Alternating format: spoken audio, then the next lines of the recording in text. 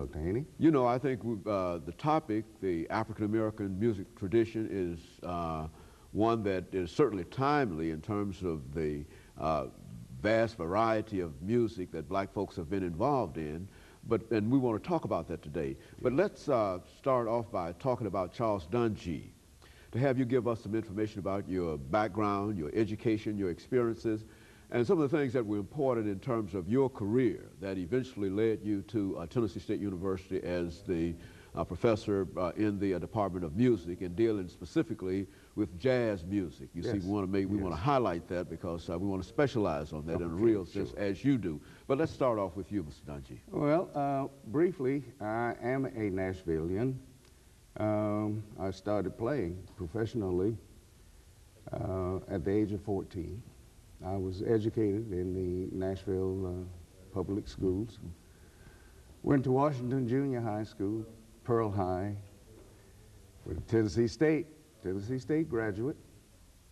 I was influenced by musicians and educators in the community that were professionals at what they did, but saw something in me that they thought they could develop, which I am glad for. I was given the opportunity at the age of 14 to play with a professional band, Mr. Pullen, Donahue Pullen, who was a great contributor to the Nashville community in the area of music and education. He brought music to the parks, the public parks, Hadley Park in particular.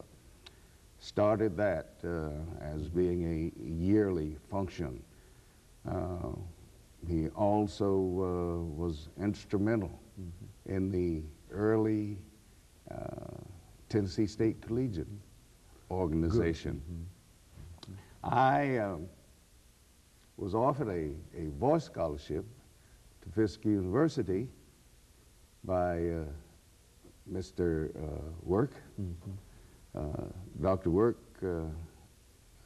thought I had a voice that was trainable. He's the famous one. Very famous educator and songwriter and a producer of marvelous things that this community enjoyed for so many years. I turned Dr. Work down, his offer, because I wanted to come to Tennessee State and study the bass.